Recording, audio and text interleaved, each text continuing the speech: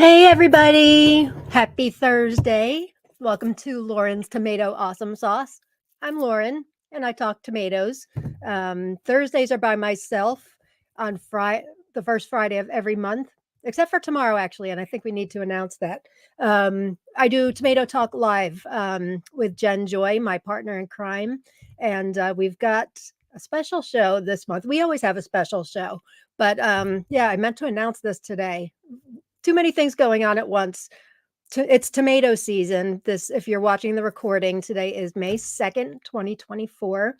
I do come live, though. I come every Thursday at this time. I think this is about our 5th episode. And we talk tomatoes. I'm supposed to talk about like the 10 varieties I'm obsessed with each week. It tends to be a little more. I do have, what do I have today? 13. So I've got a couple things going on today. One of them is I'm going to be unboxing. I've sort of already unboxed it, but I'm going to be unveiling a new to me vendor from Europe that I don't know if you guys know about. Those of you in Europe may know. And I kind of got it. I had a seed package from a trade that I've been staring at for a long time. And then I'm like, I'm going to check out that website. And all of a sudden, I'm open up to this new, beautiful world, this wonderful vendor. So I'm excited to share it with you guys. But I also want to share a couple of my micros that I've got going on now and just talk tomatoes. I like coming live because I like interacting with you all. Oops, what did I do? And so if you have anything to say, please join in. There's my partner in crime, Jen Joy. Hey, Jen. Please, I like to get as many comments on the screen as possible. If it's your first time joining, I do a drawing at the end of each episode. I draw 5 names and I give that person seeds. I am behind. I'm not going to lie. I'm more behind than usual. I catch up. I do a whole bunch. And then honestly, I don't think I've been able to get anything out the last 5-6 days or so. We've had guests. I had oral surgery on Tuesday and it's tomato season. So if you draw something, I keep saying this every week, if you're a winner and you have something that you want to plant this season, all you have to do is let me know and I will move you up to the head of the line. Otherwise, you can be patient. And today, instead of giving you choices, I'm going to give the 5 winners access to my trade spreadsheet. So anything I have available, you will get to choose from. So it's kind of an overwhelming experience, I think. But hopefully it's fun too, unless you automatically know a variety that I have that maybe I've been promoting a bit, like Jarson 1 or my Bananas Noir or whatever.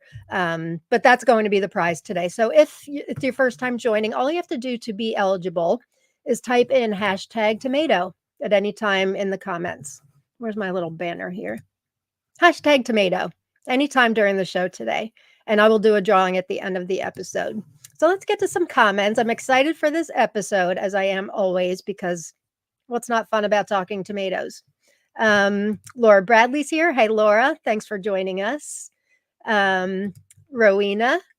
Oh, she's talking to Jen. I'll be watching your latest video after this.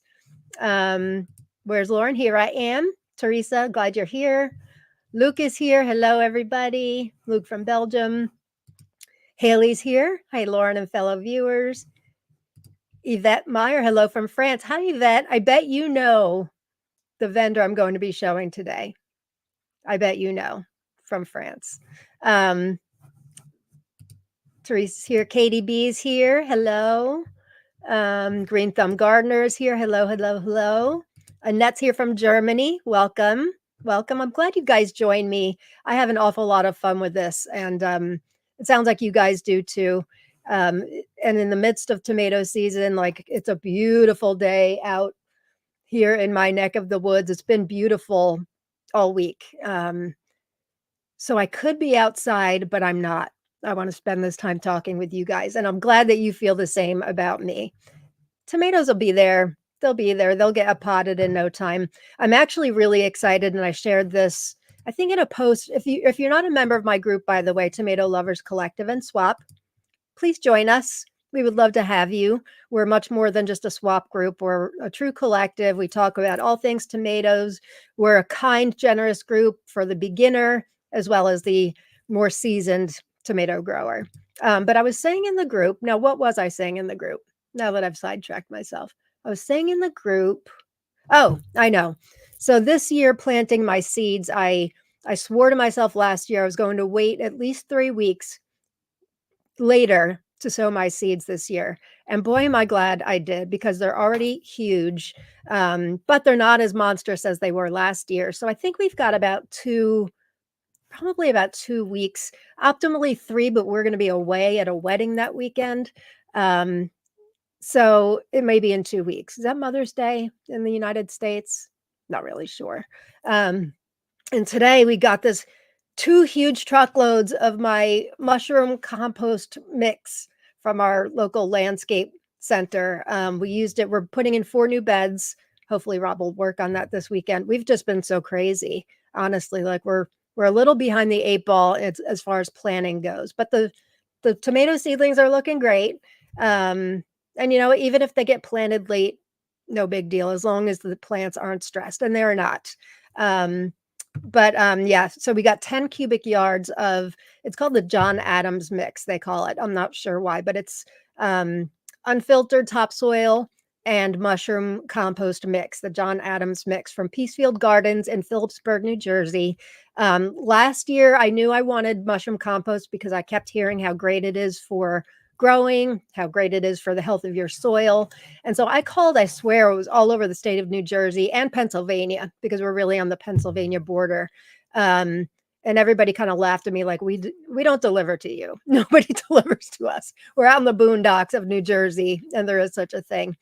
And then it turned out like there's a place 10, 15 minutes from me that has it. So, yeah, Gilbert, my driver, I recognized him from last year too. He dumped 10 cubic yards of this black heaven. It's just, I meant to show a picture. I did take pictures, but I meant to put it up. It's just, you feel it. Actually, you can probably see it on my hands here a little bit and under my nails, which is where they should be.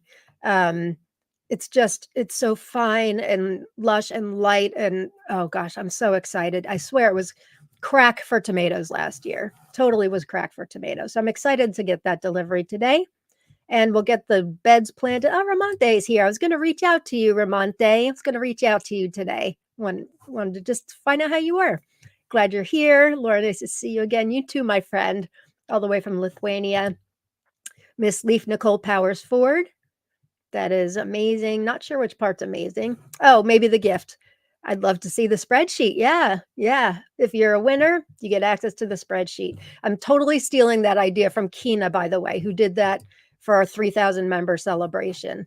Only because the unboxing I'm doing today, I only have 10 seeds of each, so it's kind of hard to choose, a variety to give away because I can give away 5, but only one variety. So I thought, I'll just let them have their pick. And it's fun. I'm pretty proud of. I've never been organized with things in my life, except for tomatoes. Truly, actually, that's not true. That's really not true. The last couple of years, I've been organized. I'm laughing at myself because I wrote a book. I've written a couple books actually, but I'm telling everybody I'm not organized. And this is my book about getting organized, setting intentions, and living your most wholehearted life. I am semi-organized, and it's a good book. I'm sure my publisher's like, what are you saying? Anyway, all right. So I am organized, but I'm super organized when it comes to tomatoes. And so I have this spreadsheet complete with links and pictures and all of that. The truck with mushroom soil has still not arrived for you. That's too bad. I'm glad you get it though. Tina Kina was saying in Norway she can't get it, and I'm seeing from a couple of you, Teresa, jealous of your mushroom compost. Yeah, I'm not sure what makes one area able to get it or not. Maybe we have I assume we have mushroom farms around because we do have a lot of farms around us. Yeah, I get also use mycorrhizal fungi, granulated and water soluble for my seedlings, and it's just adding that mushroom mycorrhizal fungi into your soil is so good for your soil health. And I did notice a massive difference last year in production. Yeah, production. I mean, we were picking like 20 Cherokee purples off of one plant a day. I'm not even kidding you. They were loaded. Um, Jen, I've got that book. It's been incredible for me this year. Thanks, Jen. Thanks, Jen. You can get it on Amazon. If you guys put my name into Amazon, you can see my books. But yeah, that one's my favorite. I worked really hard on that. So, and you need yours signed. Well, we might be able to arrange that. Mushroom compost, Materville loved it. Yeah, Jen uses it too. I know she got her mushroom compost a while ago. Riverdale Gardens, gotta love the mushroom compost. I know. I have seen they sell it in bags for those of you that don't have a place that delivers to you or have it available out there. I don't know how expensive they are and how big your garden is. I think I actually uploaded a short to my YouTube channel, which is kind of unlike me. I don't do shorts very often. I just don't do a whole lot of videos. I'm trying to change that.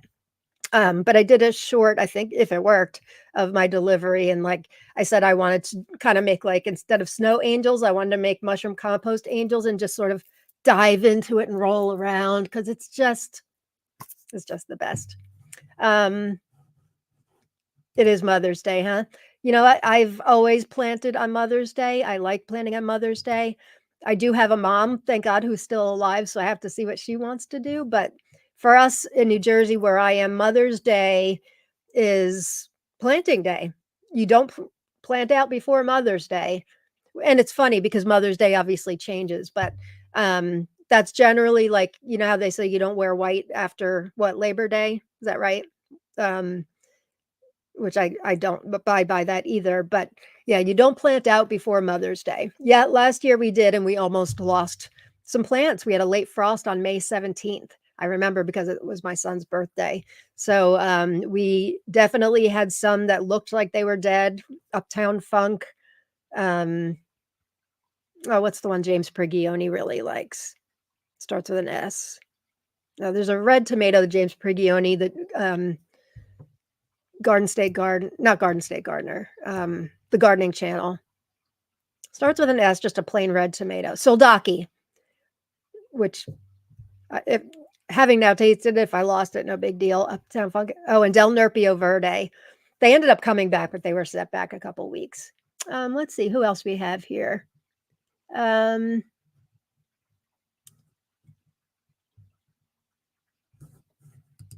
Just seeing the spreadsheet is an awesome prize. Oh, Rowena, I'm glad. I'm not sure why I haven't thought of that before, but yeah, anything that's not in blue is available for a 5-seed trade. So we'll draw 5 tomatoes after that. So tell me what's going on with you guys in your tomato world right now. Oh, you got it, Soldaki. Yeah, you got it before I did. He does love Soldaki.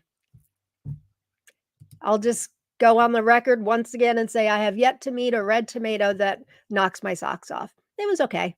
It was all right. How much do you use per plant? Do you mean of the mushroom compost? It's hard to say, Teresa, if that's what you mean, because this mix we load our raised beds with them, and so I don't know the ratio of the unfiltered topsoil and mushroom compost mix. That would be a good question. If somebody out there knows the ratio, that would be, oh, you mean the mycorrhizal fungi? If that's what you mean. You know what I do? It's actually outside on the deck because I've been using it, but I take a pinch when I'm up potting and I just sprinkle it on the roots. And then there's some water soluble version that sometimes I wet down my soil with when I'm up potting. And I just do like a tablespoon per gallon of water. But you may want to get more, if you want more technical than that, than my little pinch and little tablespoon or whatever, you may want to research that, but that's what I use. Only started using it last year and I found a huge difference. I know Ken Fry from Forgotten Heirloom says the same thing. So we're getting some people just joining us. Welcome to Lauren's Tomato Awesome Sauce. If it's your first time watching, we're an interactive broadcast. I love to get comments on the screen. Hi, Michelle Wood. Glad you're here. So yeah, please feel free to tell me what's going on in your tomato world. I'm going to get to show you some actual tomato plants, some micros that I'm growing in a minute, and then do an unboxing from a new to me vendor and talk about, I've got a new most wanted that's going to be they're always tough ones. I think this one's going to be a super tough one.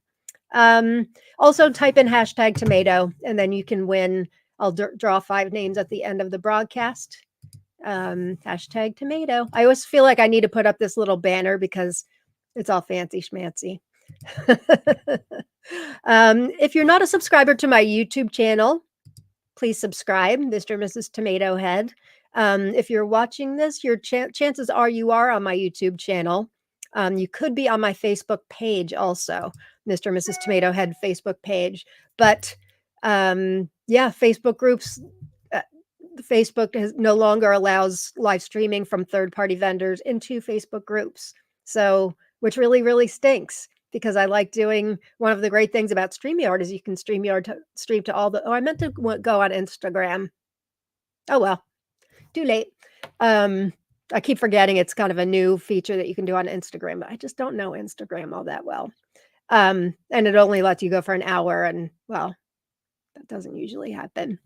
Maybe today. We'll see. Always hope. Yeah, so we can't stream into Facebook groups any longer. So you can watch on the YouTube channel. You can also watch on my Facebook page. A few people commented last week that they couldn't comment. And that's because YouTube will not let you comment if you are not logged into your YouTube account. If you don't have a YouTube account, you can also watch on my Facebook page. Why does that say events? I don't know. I copied the link. Mr.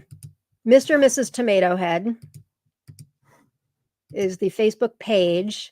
So a page is public. It's unlike a private Facebook group, which is what you are. I don't know what this link is. I thought this was a link to my Mr. and Mrs. Tomato Head page. It could be anything. It says events. I'm not sure what that is. But yeah, if you want to comment and you're unable to on YouTube, just watch on the Facebook page. But it looks like, well, I wouldn't know if you're trying to comment because you're not commenting here. But yeah, thank you. Answer my question. Good. Let's see, getting lots of people. Oh, Robin's always so good to me. Show Lauren some love, like and subscribe. Thanks, Robin. Thank you. Slowly inching towards 1,000 members, which is exciting. I think I'm at like 780 or something like that. Joe from Garden State Gardener, if you're watching, I was like at 300 when you said my channel was pathetic. So we're getting there. All right, let's get started with some tomatoes. But I do want to hear from you guys. What's going on in your tomato world? Are you having trouble? Anything like not doing so well? What varieties do you have that you just couldn't get to germinate? Deb, if you're watching, I forgot to tell you, Clairvoyant Sorcerer germinated finally a couple days ago. So it's a little late, but I have faith it'll make it. What have I had that's not... There's one great big one that I actually gave up on. It starts with a D. I tried to remember it last week too. One Cindy Stone gave me like a, I don't know, great big one, but we're growing Domingo instead to try to get Rob's 2-pound tomato. Kathy Lawson's here. I've been up potting all day. Now I know why I should have stuck with my original plan of 50 varieties. I'm at 150. I hear you on that, sister, for sure. Deb, when potting up a few varieties, I had seedlings with both regular leaves and potato leaves. I feel possessed to grow both plants of these varieties. What do others do? Same. I was just talking to Kina about this. I have 2 Lavorgienne. One's potato leaf, which is what it's supposed to be, and one's regular leaf. I feel very possessed that I have to grow them. What did Kina say? She's got Miss Scarlet, you know, that one in the room with a knife. One's regular, one's potato leaf. But I feel like that's not, she said that one like last week. There was another one she said just yesterday. I don't remember. And I feel like somebody else in the group said that too. Yes, just yesterday. I don't remember, but very interesting, right? Feel like I must grow this. I must grow this. So, yeah, that's what I do, Deb. I must grow this. Yay, clairvoyant sorcerer makes an appearance. Yeah, it took a while, but we're good. Hi, Cam. Glad you're here. I think my last 7 rivers might be doing something. It's been 10 days in a bag, but I think I see a tiny root. Oh, I hope so. I hope so. Kathy says, I can't get Antico di Ravenna and a line D. That I don't know that last one. Oh, what a shame. Cor Antico di Ravenna. That's one I'm really looking forward to growing this year. Yeah, I don't know what that last one is unless it's like short. What is it? Short. What's the thing secretaries used to do back in the day? Shorthand for something else. Kristen, hardening off my maters and planting them after all the rain we're getting this weekend. I know, I think it's supposed to rain too Sunday. I really, really need time. I still haven't like ripped out last year's plants. If you watch my short that I uploaded today with my mushroom compost delivery, which was way too exciting, it really was. You'll see like my beds from last year. They've got weeds all over. Like we've got to get the rototiller in there. It'll get done. It always gets done. Somebody very important to us is getting married in 2 weeks. So we'll be gone that whole weekend up in New Hampshire. So, oh, Deb, I'll be in your neck of the woods, somewhere in New Hampshire. I know where it is in New Hampshire. Let me think. In Wolfboro. I'll be in Wolfboro, New Hampshire. Actually, New Durham is where our Airbnb is. Is that anywhere near you? I can give you plants. Laura, I had 5 seeds of dwarf awesome and they didn't germinate. I'm also trying Uluru ochre with no luck yet. That's a shame. That's a shame. That dwarf awesome was one of my favorites last year. If it's not too late for you and you want to keep going, I'd be happy to replace seeds for both for you. I didn't get a lot of dwarf awesome seeds, but I do have some left. Let me know, unless it's just too late and you're going to call it quits. Rowena says, my potato leaf varieties decided to be dramatic after uppotting. They're getting better now. I think I may have given them too much water. Funny you say that, Rowena. Not that that's funny. It's not funny, but I had some too. I had some of Bill Yoder's, the Prince collection. Most of them are fine. Beautiful ones and controversy, man, they give me a hard time. I've now tried growing those 3 times because I was going to grow them indoors as micros. And also Purple Rain, his Purple Rain. That is finally doing well. I put it in, I switched from ocean forest soil on that one to Happy Frog just to see if it would make a difference. And they're out in real sun, which I think Kina told me they kind of prefer potato leaf. I think that's what she said. Potato leaf like real sun.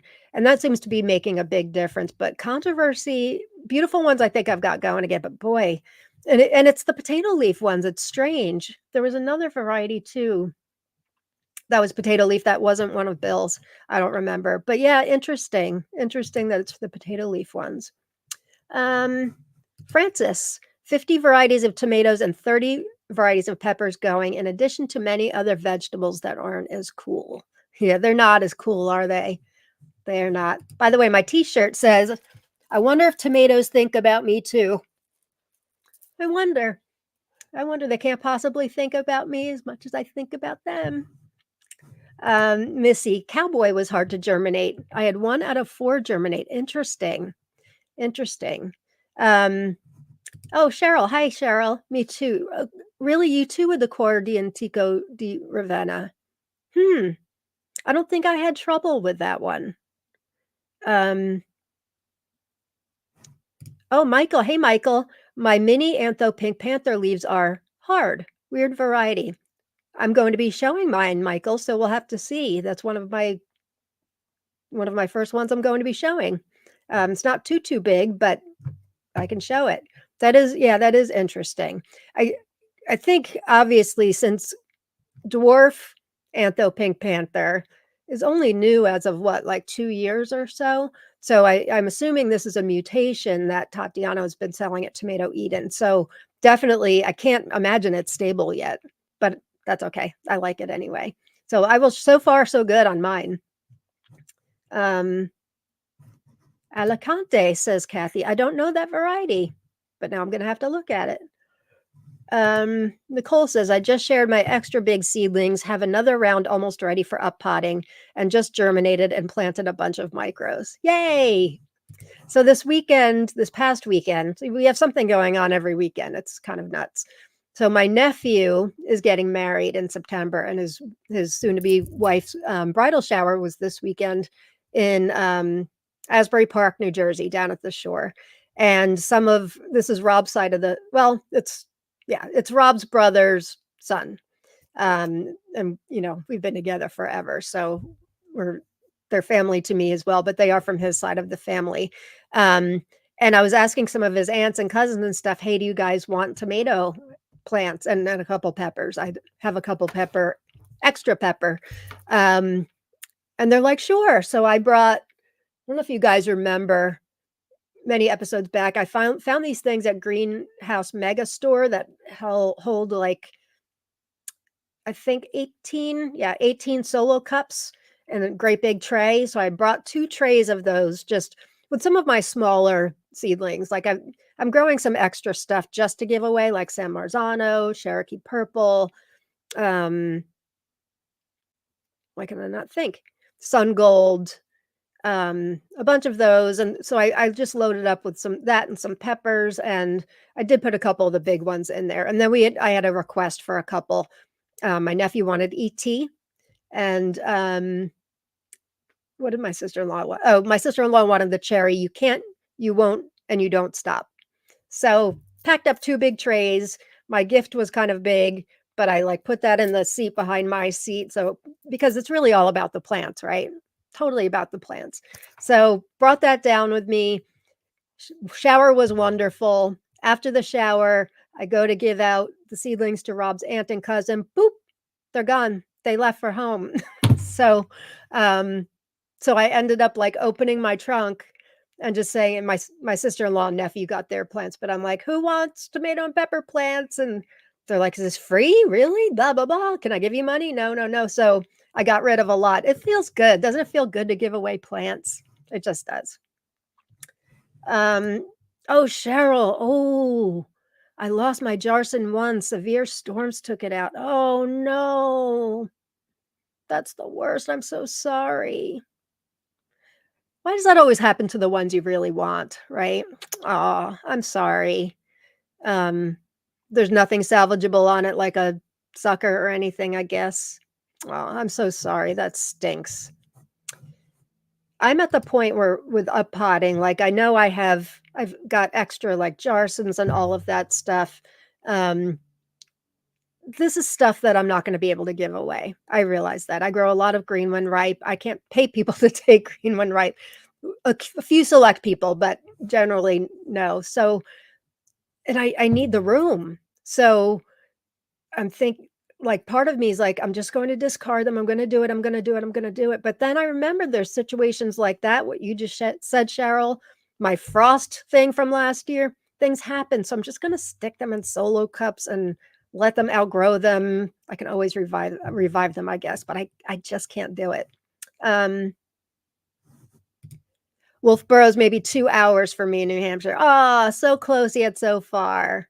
I wouldn't have had really much time. Well, we've got some time Saturday morning, I guess. It's gonna be a long trip, but yeah, I didn't even think to mention that until now, actually. Kathy picked up a really good truckload of good compost today. That's awesome. Teresa, my purple rain is struggling too. I'm glad it's not just me. And I know somebody else said purple rain was struggling too. Deb, I've planted dwarf sandy stripes 3 times with 0 luck. Huh. Interesting. Oh, Cheryl, you meant your Ravenna's doing great. Oh, good. Good. Yeah, mine is too. Dancing Vita, my moneymaker seeds let me down. Same for Blazing Beauty. But today, Bananas Noir showed its little head. Yay! That thing's a rock star. That thing is a rock star. My Grandpa Willie tomato took almost 2 weeks to germinate, but it's going now. Shout out to Neptune's Harvest liquid tomato and vegetable fertilizer. Awesome sauce. It is awesome sauce. Absolutely. Ramonte said, May bugs killed my tornado tomato plant, one of the most wanted to taste. Oh, shoot. Shoot. I'm sorry to hear that. Sashka's here. Sashka Tihuva. Hey there. Glad you're here. Welcome. Malachite Jen's here, checking in before getting kiddo from school. Hey, Malachite Jen. Let's see. Sathi said, I got purple rain from Luke, 100% germination in water. Germination, I had no problem with purple rain at all. It's the growing part that's struggling. But now that I've potted it in different soils out in the sun, it's definitely doing better. But it's funny because I'm also growing dwarf purple heartthrob, which is basically like Bill Yoder took dwarf purple heartthrob and he continued to stabilize it and tweak it. That's what purple rain is. My dwarf purple heartthrob is doing so much better. It's probably me. Because Bill Yoder obviously knows what he's doing. But yeah, it's struggling. But his Depeche Mode line, while I had trouble germinating Strangelove initially, the whole Depeche Mode line is kicking some serious tomato butt. So I'm excited for those. I still got some seeds from Purple Rain and they germinate pretty well, I heard. Yeah, germination, I had absolutely no problem with Purple Rain. All right, let's get to, I wanted to show you guys some of my micros that are kind of exciting. So this first one, I've been asked, honored, I should say. My friend Heidi Schmalz Dolan, is growing a micro. It's in the F6 generation right now, and it's called My Two Gingers. It is a carrot leaf variety. Look at this beauty.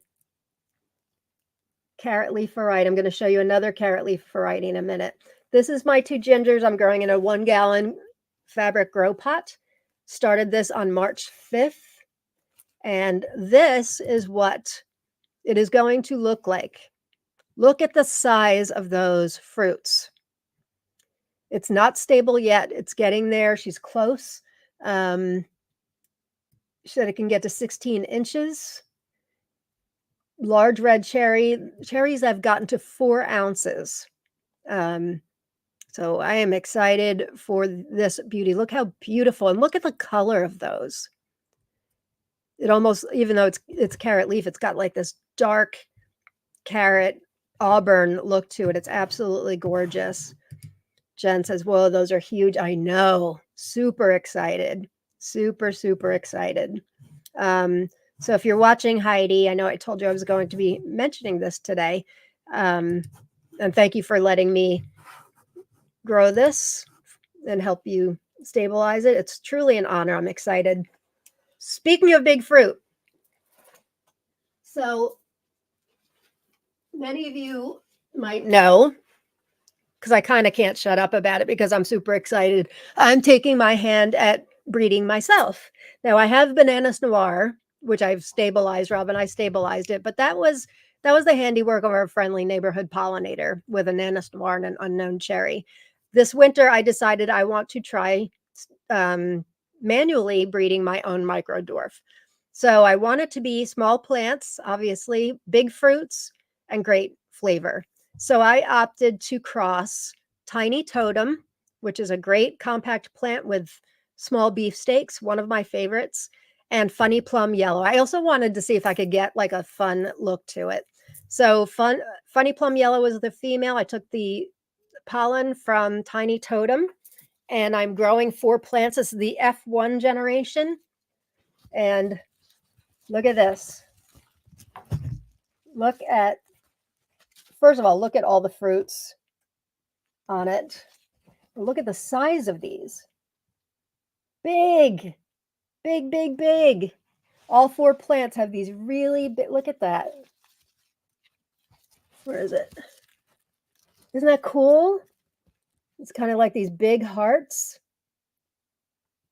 So excited. they're just loaded with fruits too. They seem to be not growing any taller, but I'm thrilled. I am thrilled with this so far. Now, it's only the F1. I understand that F2 is where all hell breaks loose and you start to get all the variations, but man, if I could keep this, and I'm possibly going by the assumption that it's going to taste good. I want it to taste good. Tiny Totem tastes good. I thought Funny Plum Yellow tasted good, so we shall see. I'm dying for these to ripen. All my micros are taking day trips outside right now, some overnight too. That hasn't We had frost warnings last week, but nothing this week so far. So I'm super excited. Isn't that cool? So I will be keeping you all posted on that. But I thought the fruits would be big. I didn't think they would be that big.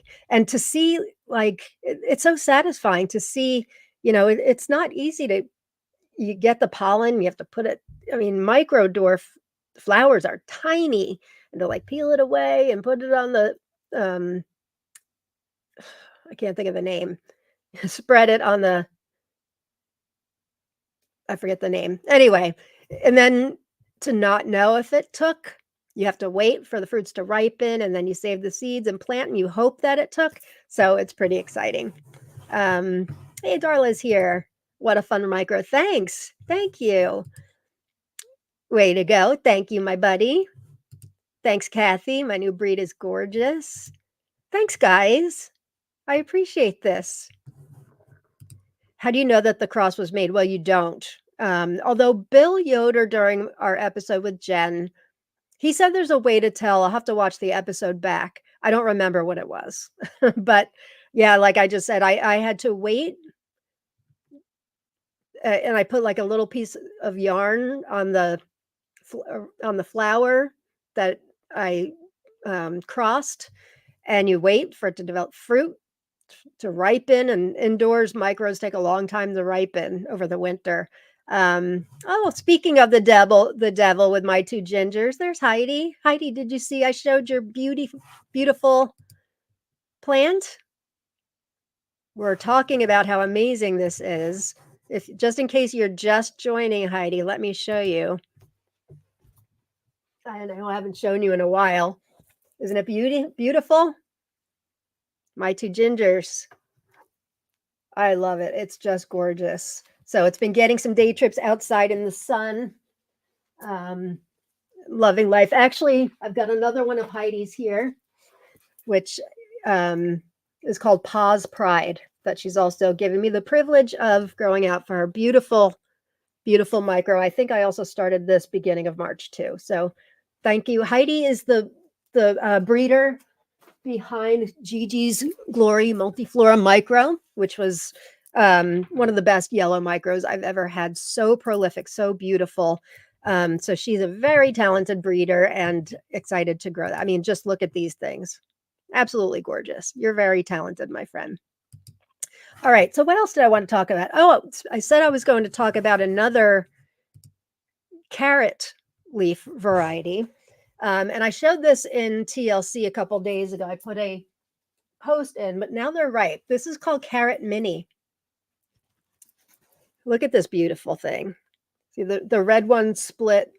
So it's got thin skin. I have not tasted it yet. You can see there's another one ripening. I kind of wanted to wait to review it until I had at least two ripen, but there's lots of fruits on here.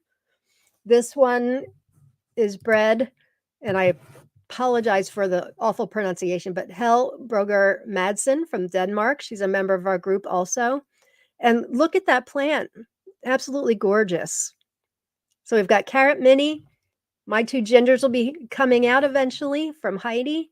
And they're just so pretty. It looks like this beautiful, it almost looks like a fern, doesn't it? Really beautiful. So be on the lookout for a review of Carrot Mini. Jen's going to help me stabilize it. Awesome sauce, Jen. I will take you up on that for sure. Thanks, Deb. Very exciting. So I also wanted to show, I posted this in the group yesterday. There's a variety that is the death of me. It's called B times Macbeth.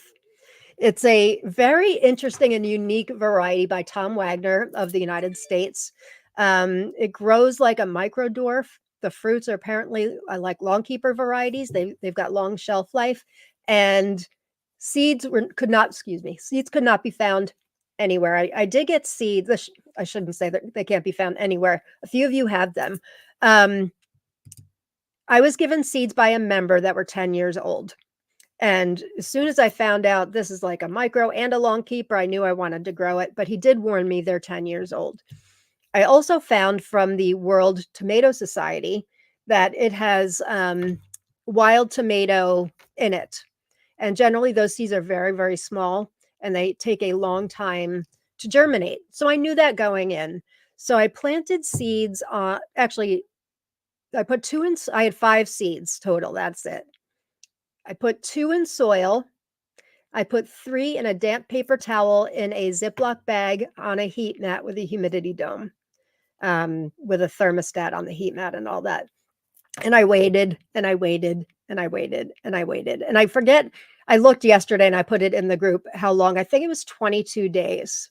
Nothing happened in the soil. 22 days. I look in the paper towel, which I was doing like every couple days and then spritzing it. I see a little tail. I was so excited. So then I'm like, do I let the tail get longer or do I put it in soil now? And I was kind of doing some Googling, like, what's the best thing? I was afraid if I let the tail get too long, it would fall off in the paper towel, which has happened to me with some peppers before. So I opted to put it in soil as soon as I saw that tail. Came up at 2 days later. Boom! I've got B times Macbeth, this beautiful, beautiful plant. There were still 2 left in the paper towel. And I'm like, you know what? I'm going to put these in my hydroponic unit. I know I already have 1 plant, but I can't chance it that I won't get these. And both of them germinated. So now I have actually I have 5 plants. I've got 3 plants going from the seed. And then I've got 6 plants. I took 3 suckers from this guy. Did I bring it in? Yes, I did. Here he is. This is my largest B times Macbeth, the one that took 22 days to germinate in the paper towel. So I took 3 suckers from this that I've rooted and they're going in soil also. So it's a really unique variety. I mean, Tom Wagner himself did not have seeds for this. I've had some of you out there actually helping me try to find seeds. And I thank you, Kathy Lawson, Cindy Stone. I thank you both very, very much. But Tom Wagner didn't have seeds. So I am treating this variety, so well. I want to be able to review it and share seeds with you all and, keep these varieties going. So let me show you again what the fruits will look like. They're kind of glossy, aren't they? B times Macbeth. I don't know much about it. Let's see. World Tomato Society says determinate regular leaf, very good yield of beautiful, shiny, bloody red cherry-sized tomatoes, perfect for pots and hanging baskets, tolerates cold nights and has a very long shelf life.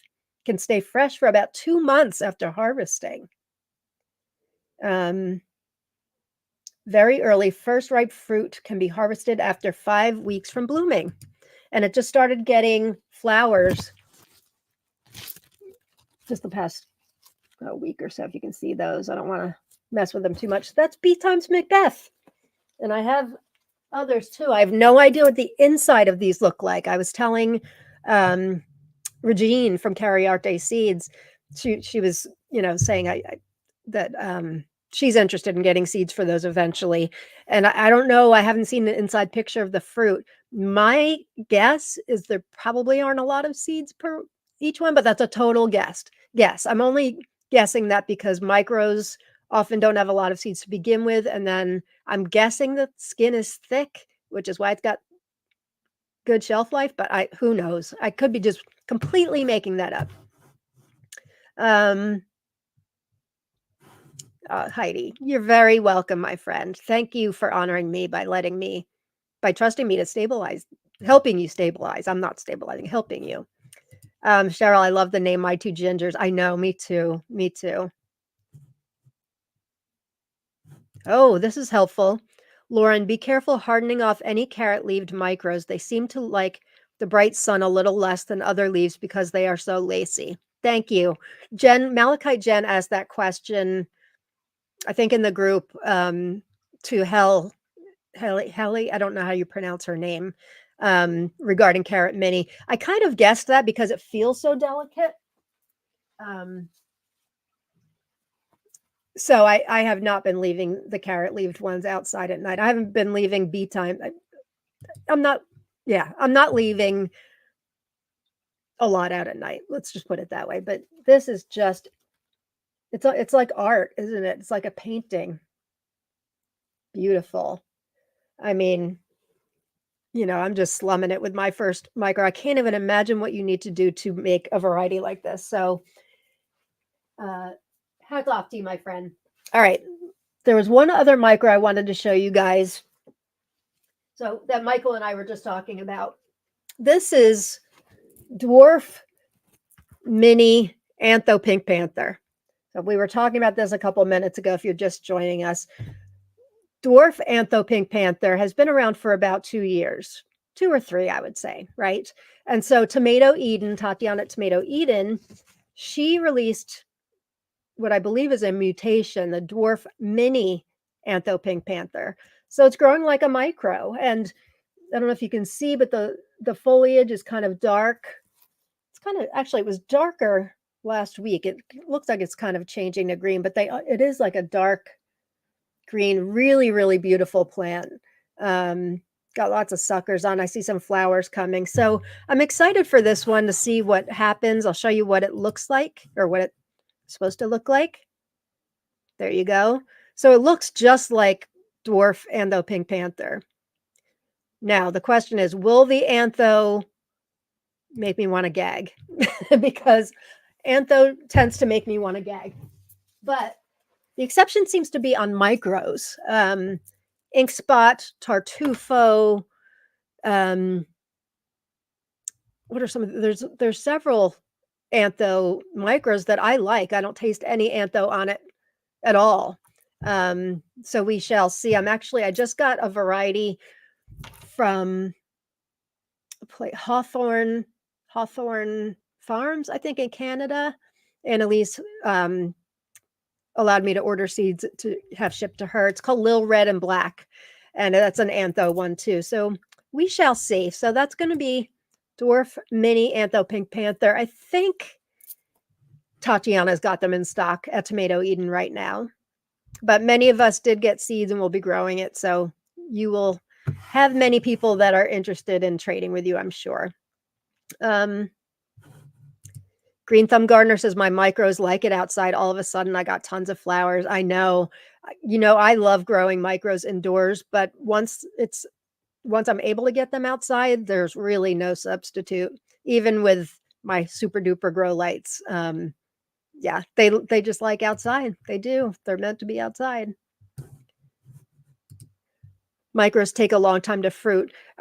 If I said that, what I meant is they can take a long time to ripen indoors. Some more than others. I'm letting a lot of my Micropalooza varieties, I'm letting all those die off to make room for my other varieties under the grow lights. And I just let an Ink Spot that I started in like September die off. And those things took forever to ripen. Antho takes longer to begin with too, but yes, Blauzem or Tomate, that's another one. I knew there was another biggie that I was trying to say. Kelly, what does my shirt say? It says, I wonder if tomatoes think about me too. I'm thinking they don't. There's Malachite Jen. Good to know about the carrot foliage micros. I suspected they probably wouldn't be the best choice to grow outside in my climate. Intense high elevation sun. Yes, glad to know that. Inga, I was so excited to grow Sartre Louise and Ananas Noir this year, but no one from the seeds germinated. That's too bad. I hate that. I hate when you're super excited and then it's like, wah, wah. Michael, regarding, I guess it's dwarf antho pink panther. I have faith in this one. Me too, Michael. Me too. Okay, let's get into some did I get all the micros? Yes, I did. Okay. So before I get to the unboxing and the vendor that I'm super excited about, I found out about this. I love tomatoes with stories and history. I mean, I like new tomatoes too. I love all tomatoes, but when I find out a tomato has certain history to it, I'm all ears. I want to hear all about it. So this one I found out about recently. I don't have seeds. I'm going to have to get seeds at some point, but this guy from Italy, Poma Amoris Minora Lutea. It's from Padua, Italy. Rob and I were in Padua, Italy, as a matter of fact, so that's super cool. But they suspect this is one of the very first tomatoes. This it translates to little yellow love apple, by the way. Tomatoes, if you don't know, are also known as love apples. If you read William Alexander's book, The 10 Tomatoes That Changed the World, you may want to read it actually, because he's going to be our guest on the June show of Tomato Talk Live with Jen and I. He wrote this and the $64 tomato. But this one talks a lot about tomato and histories of the tomato and all that. And, what'd I do? Got emojis up there. He talks all about, bringing North America, we brought tomatoes to Italy and all of that. But here's what they say about Poma Amoris Minora Lutea, a pretty historical love apple. It's said to resemble the first tomato that Columbus first brought to Italy in 1496. The Botanical Garden of Padua has documented, according to which this variety was described as early as 1553. It's high yielding, very juicy, fruity, and aromatic. Mildly sweet. Looks like they can split. When fully ripe, the tomatoes take on a slightly pink tint, well suited for drying. The oldest variety in this person's collection. The person's going to be who I talk about in a minute. Kind of surreal to grow a variety that was around almost 500 years ago. So I thought that was pretty cool. Oh, Ramonda, you have it? Thank you. Really? I must grow? Thank you. Ramonte's like my fellow tomato researcher and historian. So it's that good, huh? I want to grow it just for the history of it, but it sounds great. There is a live for May, Francis. It's not going to be tomorrow, though. I meant to announce that today. We're doing it next Friday. We'll put out an announcement. We're having a very special show. Green Thumb Gardener. Thank you for asking that, by the way. I've been a little busy and I forgot as far as you guys know, we've got a show tomorrow night. And Jen and I decided months ago it's going to be on the 10th, but forgot to tell you guys. Beautiful ones and controversy have been the most difficult to germinate for me too. Interesting. I haven't talked to Bill about it. Mine, I believe, germinated okay. It's just they get to this stage and they just don't really grow. The leaves fall off, and then I'll save it for a little bit. I mean, they're really drama queens and kings, I shall say. So, yeah, but they're not dead yet. But this is my third time trying to grow those, so we'll see. But on the flip side, Dwarf 1999, Little Red Corvette, Raspberry Beret, I've got growing in 1 gallon grow bags, and they're not ripe yet, but they could actually stay in those 1 gallon grow bags. They're doing great. Ramonte, you are so kind. She is so kind. Thank you, Ramonte. Very, very much. Inga says, thank you, Lauren, for micros. They grow very nicely. I'm so glad. I'm glad to hear that. Definitely will have this on my wish list. Let me just show you guys again. Poma Amoris Minora Lutea, one of the earliest documented tomatoes, and looks like resembling the first tomato that Columbus first brought to Italy, documented as early as 1553. Super cool, right? All right, what's next? All right. So here I'm going to go into the unboxing. So I had a little, I'll just take this one off. A friend of mine from France, who gifted me with all kinds of varieties, including Lavoisienne this year, Sand Halette.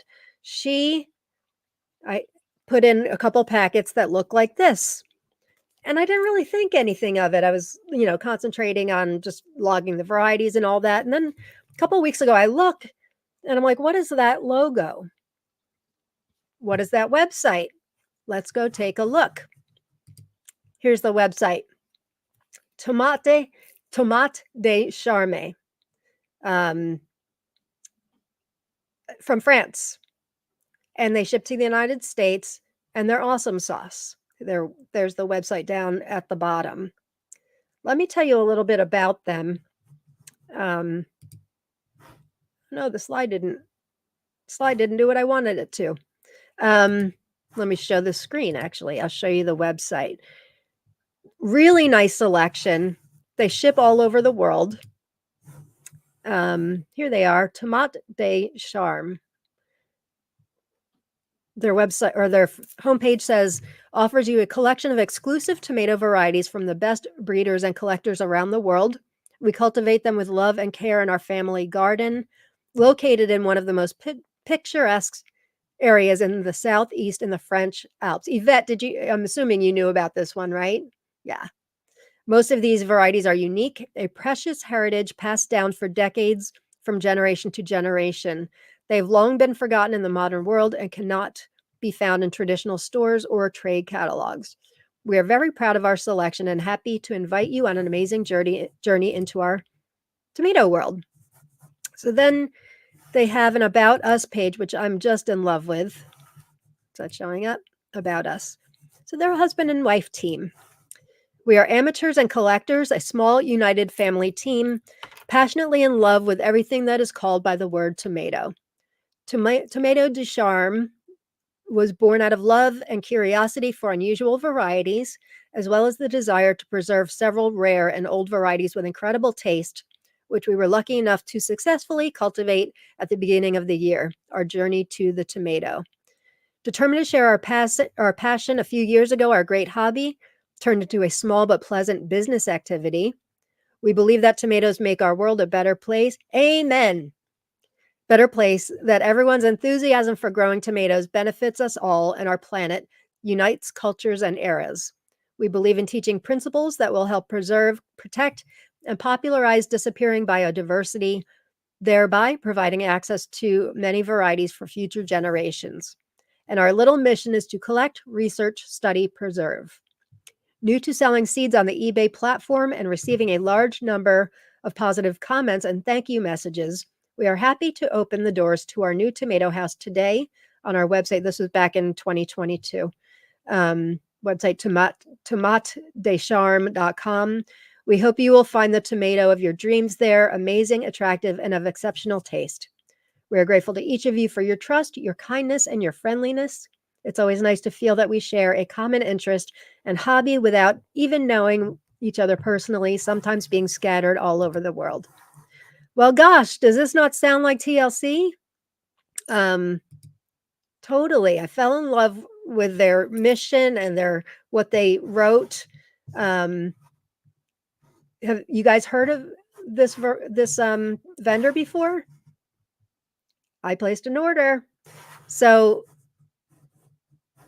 hang on, let me get back there. What does it say? Go to the home page. Is it on here? Maybe it's on here. There it is. Free delivery if you spend 25 or more euros for France and 35 euros for other countries. I surprisingly did not spend 35 euros. I didn't know anything about them and I wasn't sure. So, sometimes it'll appear like a company from overseas will take American orders, and then you kind of get to the buying page and you're like, yeah, they're not taking my PayPal. So I kind of did it as a test run, but I got like 10 varieties, and then they sent me 2 gifts too, which is really nice.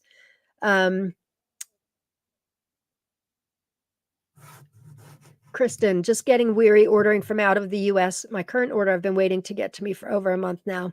I hear you. It's always a risk for sure. This got to me. I ordered April 18th and it came to me April 30th. So 12 days, really, really quick.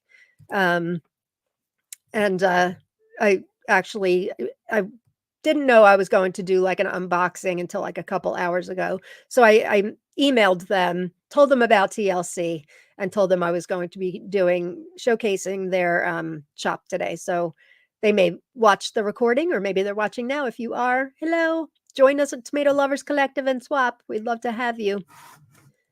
Luke, it's new to you. Interesting. I thought you would have heard about it too.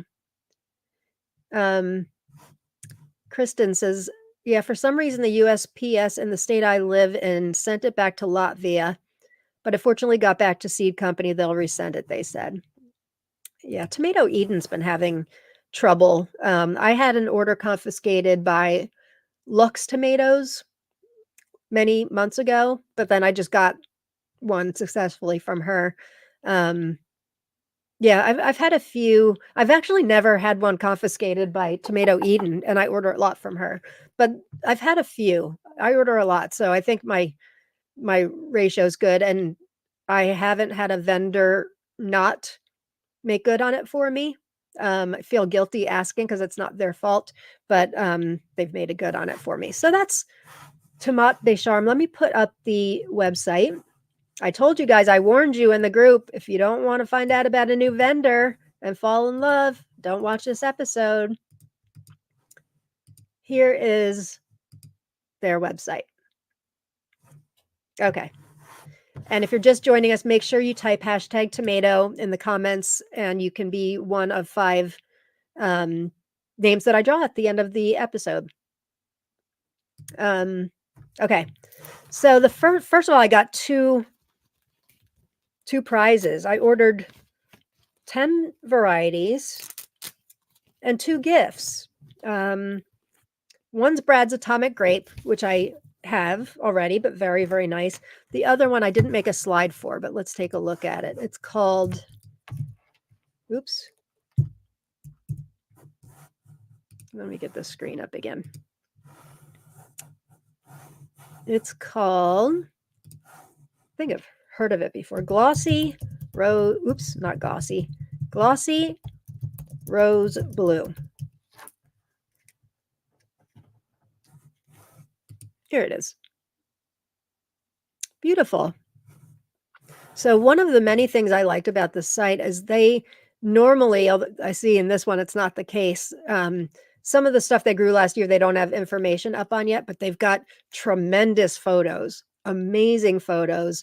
And with a lot of their varieties, they have a lot of information. Let me see if I can increase. Look at these, really pretty, really pretty. So Glossy Rose Blue. So with 10 varieties, I got two free packets of, it's not even 10 seeds, it's more than 10 with each one. I wonder if these other ones. Yeah, the other ones are 10. So very, very nice. Thank you if you're watching for the gifts. Really appreciate those. So let me go down and show you this is the packaging. I kind of already showed it, but this is their packaging. It's in plastic Ziploc envelopes. There's 10 seeds per. This first one I've had on my wish list for a while, and I have to admit, their photos did me in with this. Zapotec Ananas Ribbed. Look at these photos, you guys. I mean, seriously. We grew Zapotec a couple of years ago. It looks sort of like that, but all red. I can't tell if it is a cross between Zapotec and Ananas. Here's what I know from their website. It says it's a variety by Jean-Pierre Tejero, a collector from the Bordeaux region of France. Large fruits of 200 to 600 grams, marbled, yellow-orange with a pink tint, slightly ribbed, variable in shape, sometimes flattened or pear-shaped. Fleshy flesh. Somebody said that a couple of weeks ago. When is flesh not fleshy? Fleshy flesh, not very juicy, with an exquisite taste and rich, well-balanced aromas. Perfect for risotto recipes, sauces, stuffings. Vigorous plant with great development. Productive with good resistance to diseases for growing in greenhouses or outdoors. Amazing tomato that has absorbed beauty and taste.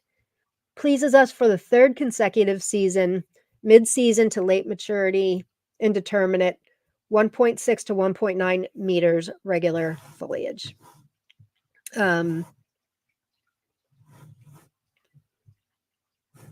Malin says, watching you while harvesting fresh jalapeno from my overwinter pepper plants. Awesome sauce.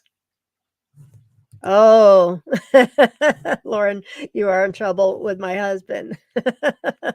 Sorry, it's not her fault. I warned her not to watch. I warned everybody, don't watch because I'm going to tell you about a new vendor, Tomate de Charme. Let's see what the prices are like. Let's go back here. They were reasonable. I remember that. Yeah, they're not all standard. Glossy rose blue is 1.8 180 euro. It looks like some are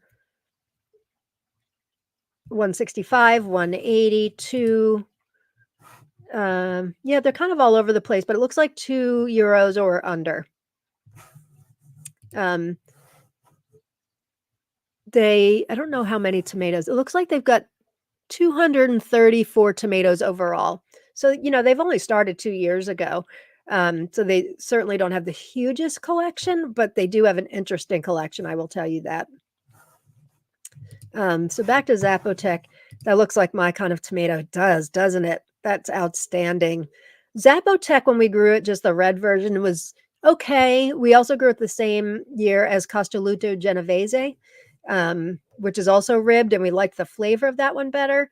But Zapotec was more interesting, I thought. And this definitely resembles it in shape. If you can get the flavor of ananas in there too. I really don't know if it's a cross or not. You would think it must be to use those two names, but I don't know. I don't know. I mean, ananas means pineapple, so you can really put that on anything. Kristen, beautiful. I'm a sucker for bicolor tomatoes for sure. Yeah. Yeah. Ananas striped. Yeah, it's beautiful. It's absolutely beautiful. So if you look on their website, you will see their pictures are just really beautiful. And they have a lot of them. A lot of photos hanging on the vine. They've got, look at that. What is this? So am I showing this one? I got to find out. I don't think I ordered this one. Beautiful. I mean, look, every variety's got like 10 photos. What is this? Figue Rose. New variety from Russia with incredibly delicious and fragrant pulp. You're not watching me put this in my cart. You're not. Why would I do that? Because I just placed an order. That's a beautiful, beautiful variety. All right, what's next that I grew? What does the ribbing do for tomatoes? I don't know. Ramante? I mean, I think it's just a design. What do they do for the tomatoes? I'm not sure. The ones that I've grown have a longer shelf life. I don't know if that has anything to do with it. But Vermonte, if you're watching and you have an answer for that, I'd love to hear that too. Malin, if I win today, I will pick your bananas noir. You don't have my bananas noir? Oh my goodness. We'll have to change that.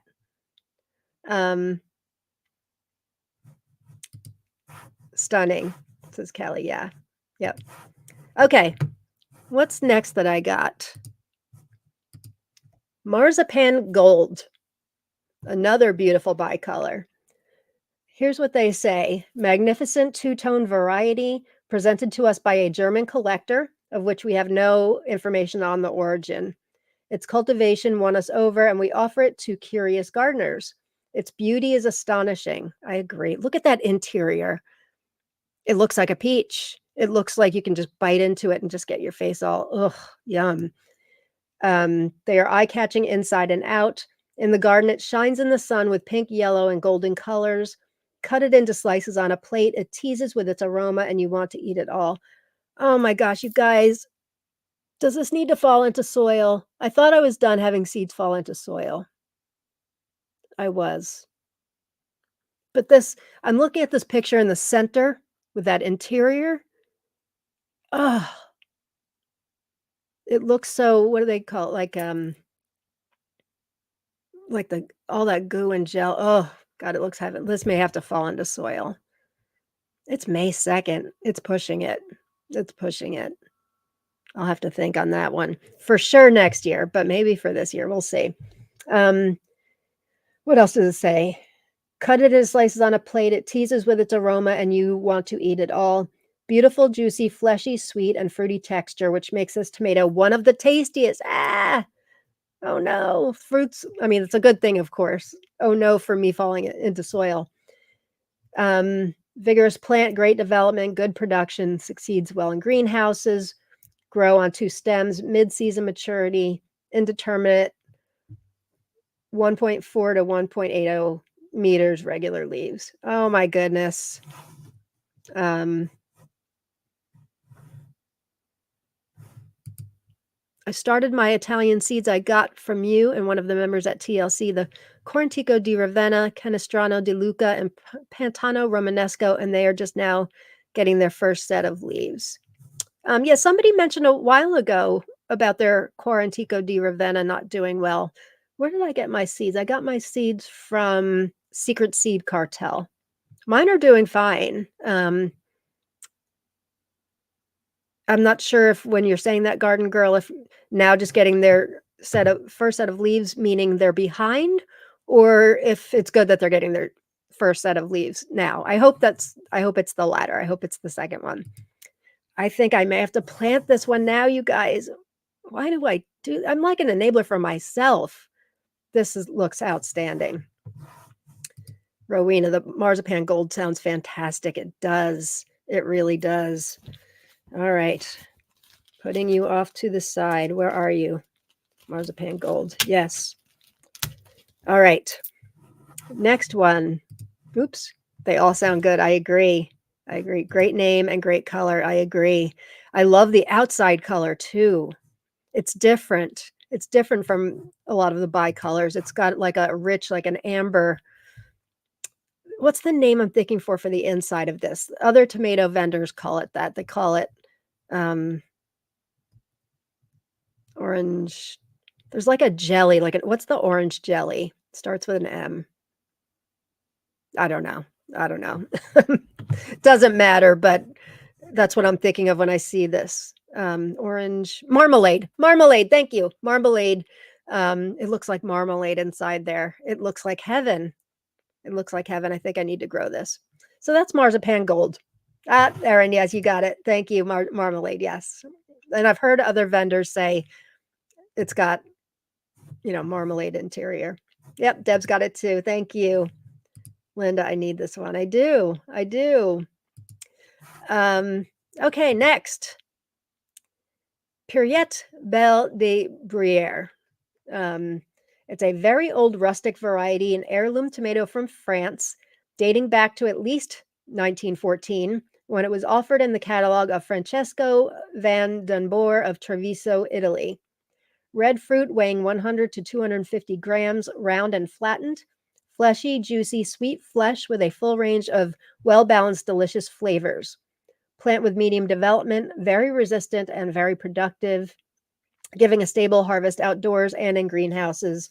On 2 to 3 stems are experienced. It's interesting. I'm finding that more and more that vendors are recommending 2 to 3 stems. If you're growing my bananas noir, I gave you an info sheet. I definitely recommend 2 to 3 stems for that. The stems are skinny. It will grow tall, but they're skinny. So if you want more fruit, you definitely want 2 to 3 stems on that. You could single stem, you just won't get as much fruit. So that's Purette Belle de Bruyere. Really pretty. I loved the shape of it. I think that's what grabbed me. I'm still searching for that good red other than Sweet Scarlet Dwarf, which I loved. Still searching for that perfect red, and I'm growing a lot this year. I loved the history behind this one, and I hadn't heard a lot about it. And that shape is very unique. It's kind of got the puckers there. Really, really like that. So next is Laura's Bounty. Not all that unusual, but I didn't have it. It's a recent variety developed from 2012 to 2018 as part of the Dwarf Tomato Project. It's a cross of the leggy and lazy family lines, themselves resulting from orange banana, kangaroo paw brown, and purple Russian crosses. Very beautiful fruit of 60 to 120 grams, elongated, plum-shaped mustard and terracotta color. I've been really into like stocking up on things that are that ochre color, butterscotch color. So I'm not sure why I didn't have this one in my collection. I actually could, because I have a drawer full of stuff I've gotten from trades over the years that I haven't yet logged, but I don't think I do. So this one really looked pretty. Like I said, their website, they just have so many amazing pictures that they really spend a lot of time with their verbiage and really putting in as much information as possible, which I really appreciate. And their photos. I mean, like I keep saying, each one has about 10 to 12 photos. This one looks like orange banana. I agree. It does look very similar. Very similar. What else did they say? Firm, fragrant flesh with a pleasant and balanced flavor, sweet and fruity with a touch of delicate acidity, vigorous, compact plant with good production in the second half of the season, really good resistance to diseases, perfect for small gardens or for growing in pots on a terrace or balcony. Then they've got a PS here, which I thought was interesting, so I thought I would share that. They wrote, PS, to prevent possible apical necrosis, which is found in most varieties with long fruits, we used lithothamna, rich in calcium and trace elements, 1 tablespoon per plant, proving very effective. Let me write in the comments. Actually, I'll put a banner up what this stuff is. Lithothamna. This is what they're talking about. So apparently, apical necrosis, which is found in most varieties with long fruits, they use this stuff, which is rich in calcium and trace elements, 1 tablespoon per plant. Interesting. I've never heard of that stuff before. Learn something new every day, or on every Thursday's episode of Lauren's Tomato Awesome Sauce. Luke, I might need to grow Laura's Bounty. Yeah, it's really pretty, isn't it? It looks very juicy. Francis, I agree that ochre color is visually appealing. Agree. These broadcasts. I know.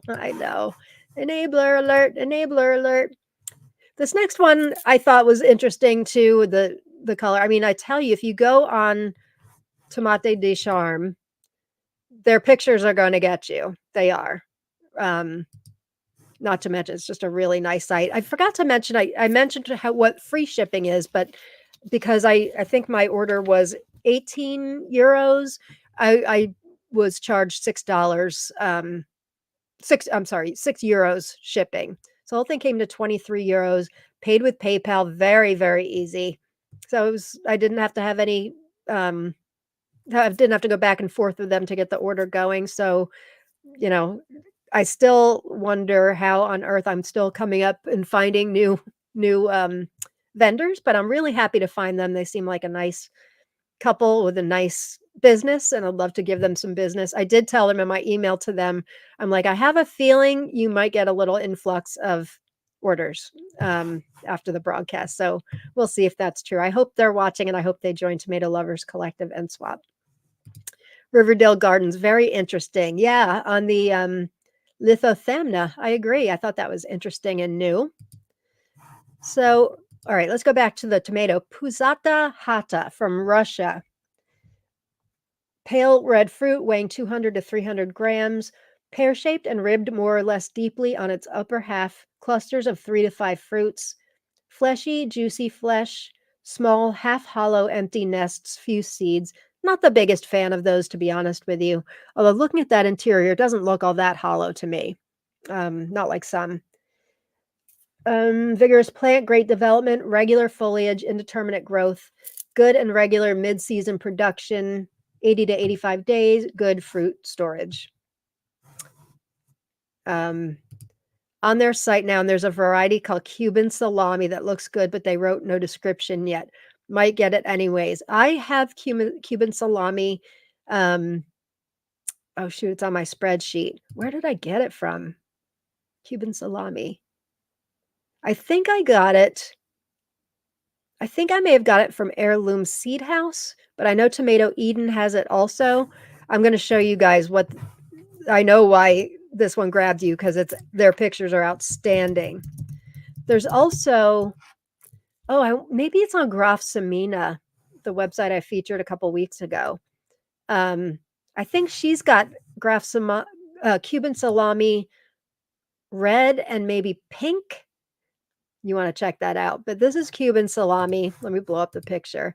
This is why. Look at this thing. Gorgeous. I would have ordered it had I not already had it. Really cool variety. See these pictures, you guys? Really great photos. They show on the scale. They must have a photographer in the family. So this is Cuban salami. And yeah, it must be a new one for them, so there's no description. But you can find descriptions online. There's a couple other vendors that have it, but yeah, it's a great one. Like I said, had I not already had it, I would have totally ordered that based on those photos. Kelly, maybe I missed it, but how is your intentional cross doing? Well, let me show you. You did miss it, but I will show you again because I'm excited about it. This is it. This is one of them. I'm growing 4 plants, but excited about the shape of them and the amount of fruits and the size. Look at the big guys here. And all 4 plants are like this. Thank you for asking. So this is an intentional cross between Tiny Totem and Funny Plum. Yeah, they're doing great. They're enjoying being out in the sun, real sun. They haven't gotten any taller than this. This is a 1-gallon grow bag. I can't wait for them to ripen because I'm dying to get started on the F2 of these. But gosh, so far the fruit set, I mean, it's just crazy. So if we can grow these indoors, if they, which is, I mean, outdoor in the sun, honestly, they'll all taste better. They like plants like real sun. It's just a fact. But I want things that can grow indoors for people that can't garden, for people that are in chronic pain like me. I mean, I can garden, luckily. That changes sometimes season to season, but this year I can garden. And I want people to get excited about gardening that otherwise can't. Maybe you're elderly, micros, minis are great to grow indoors. Minis are a little tough. But they're tough. But micros I'm excited about. Wow, super. Thanks, Linda. Thanks, Luke. Beautiful cross indeed. Alicia's here. Very nice. Thank you. Thank you. Brianna's here. Hello. Hello. Bee's here. Hello. Interesting shapes and colors. Oh, Sathi, I bet you might be right. Could that disease be like blossom end rot? Apical, where'd it go? Apical necrosis. Let me put this down. Maybe one of you can Google while I'm on the air. This is what it's called. You could be right. Although I have heard of this one before. Apical necrosis. You know what? You might, yeah, because long varieties can be subject to blossom end rot, right? I remember that from growing alpaca a few years ago. Somebody, if you can check in to see if this is the same thing as blossom end rot, that would make sense too with the calcium, because blossom end rot is often caused by uneven watering that leaches the calcium out of the soil. So yeah, if somebody can check that out. We go to tomato school today, every Thursday. That's awesome sauce. Thanks, Kelly. Can't wait for your harvest. Me too. I'm dying to have them ripen. They're taking a while, but now that they're out in the sun, I bet they'll do just fine. B says ideal tomato size for the very young and young at heart. Yeah, I'm excited. I've got to think they're going to taste good because I think Tiny Totem, tastes great. I really liked Funny Plum Yellow too. I took that one. I didn't really like. I thought Funny Plum Red and Orange didn't have much flavor, but for some reason, Funny Plum Yellow really did. So I wanted something that had like the the funny the funny stuff at the end, trying to get like a little point. I wanted to try to get something a little more interesting. And my goal is to cross Tiny Totem with all of my favorites. Because I love the size of Tiny Totem, the small beefsteaks. And I want to do an entire series. That's going to be the Lauren exclusive micro-dwarfs. So I want to do it with Vilma. I'm collecting Tiny Totem, lots of Tiny Totem pollen. Vilma, Candy Berry, Henry Harrington's Dwarf Cherry, Echo Tomate, Chubby Bunny. G- I don't know if Heidi, if you let me do Gigi's, but I can try it. But I would, of course, ask you first. Chubby Bunny was just a good yellow, and I got an interesting antho mutation from my last Chubby Bunny too. So it's really exciting. It's really fun doing this. Did I get to? No, I never did get to Pizzata. Did I? Did I finish talking about this? Russian variety. Yeah, I did. Good fruit storage. Okay, so that's Pizzata Hata from Russia. This next one is called Malinovka Yabloknaya from Kazakhstan. All I know is it's from Kazakhstan. I don't know if it's one of Vitaly Alafirov's varieties. He's from Kazakhstan, so it could be, but the information on the website she did not say. It says it's a legend. Oh, nope, I don't think it is. Legendary and very rare variety from the city of Semipalatinsk. Oof. I'm usually better at pronouncing, but some of these. Semipalatinsk, Kazakhstan. So if it's legendary, I'm thinking it's not Alafirov's because he's a recent breeder. Which is, oh yeah, it's more than 120 years old, so it's definitely not his. Large pink fruits, 300 to 600 grams, beefsteak type, slightly flattened round, fleshy, juicy beef with an excellent sweet and fragrant flavor, ideal for salads, grilled dishes, sauces. Do you guys find it funny? This is a little tangent, but do you find it funny when vendors say it's good for salsas, sandwiches? Like I always find that I'm like, no kidding. It's probably not the nicest thing to say, but I'm like, all right, some are obviously like paste tomatoes are good for sauces. I use tomatoes for everything. I don't just use paste tomatoes in my sauce. In fact, I don't grow many paste. This year I'm growing quite a few, but normally I do a slow roast in the oven on a slow temperature with some olive oil, garlic, and herbs. It's called my tomato crack. I roasted all day at 275 to 300 in a roasting pan, and I put in cherries, I put in beefsteaks, I put in saladette, and it comes out to be this brown, ugly taste of heaven. It's delicious. But I always find it kind of funny when vendors are like, "This one's good for salads." Well, aren't they all? Maybe not. Um, say that 5 times fast. Semipalatinsk, Semipalatinsk, Semipalatinsk. I'm getting better. um, oh, Licia, she's got it. Apical necrosis, a physiological process related to nitrogen dynamics in leaves, or the premature death of plant cells due to injury or odolysis, causes yellowing or wilting, can manifest as black spots. I'm assuming yummy is not meant for that. Thanks, Licia.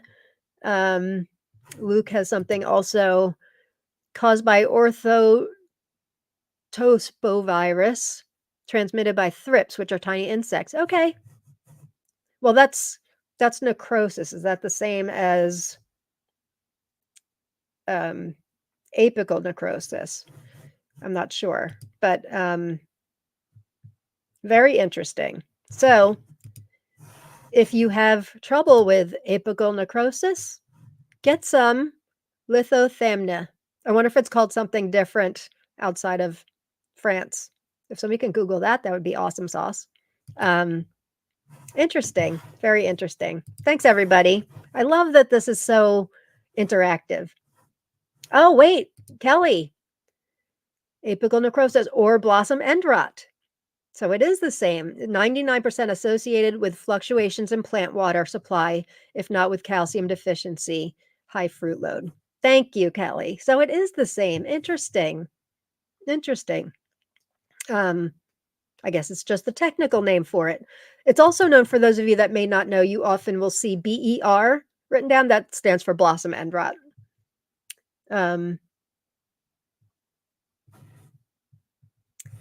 Malin says, I use pine straw or pine needles. I don't have any problem with blossom end rot last year. Interesting.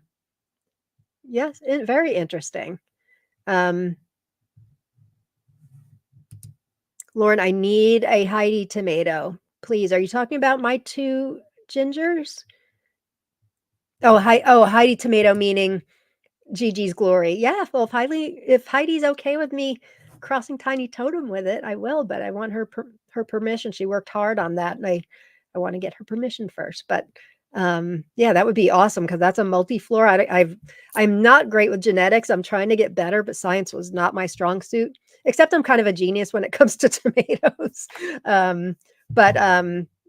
Yeah, I'm starting to learn a little bit more about genetics and crosses. You know who's great at that besides Heidi is Andrea.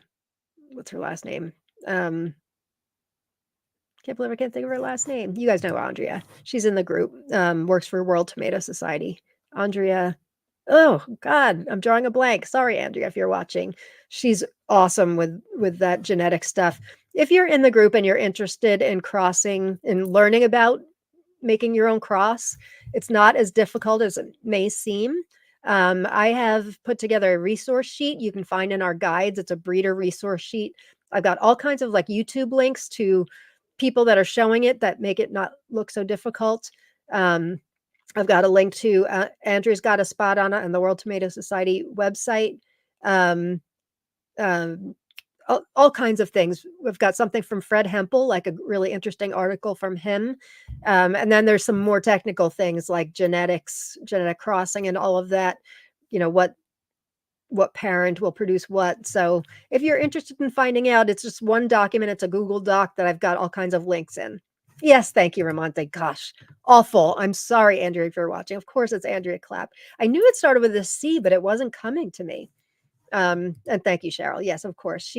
She's amazing. Clap. Yes, thank you, Linda. She's a friend of mine too. I can't believe I didn't think of it. It's horrible. Missy says, my daughter took the micros to the art museum to the volunteers. I love that so much. That's one of the great things about micros. I think micros can often get a bad rap. And I think Baker Creek with only selling Orange Hat kind of fuels that. It's probably what I think is the worst tasting micro out there. Some of them just don't taste at all. That one just tastes bad. I don't know why they choose that one, but anyway, there's so many other great micros out there, so many, and I'm trying to get through them all. And you know, I will let you know the good ones. The good ones so far. My tops are Vilma, Candyberry, Henry Harrington's Dwarf Cherry from New Zealand. Deco Tomate is really good. Gigi's Glory Multiflora Micro by Heidi Schmalz-Dolan. Chubby Bunny was actually really good, and the Antho Mutation, Funny Plum Yellow. I like Little Heartbreaker, which is a nice compact variety also, and Tiny Totem. I love Tiny Totem. What tasted bad? Orange Hat. Orange Hat. How do you save your pollen? Good question. You want me to show you? I'll show you. Give me a minute. Let me go grab it. Be right back.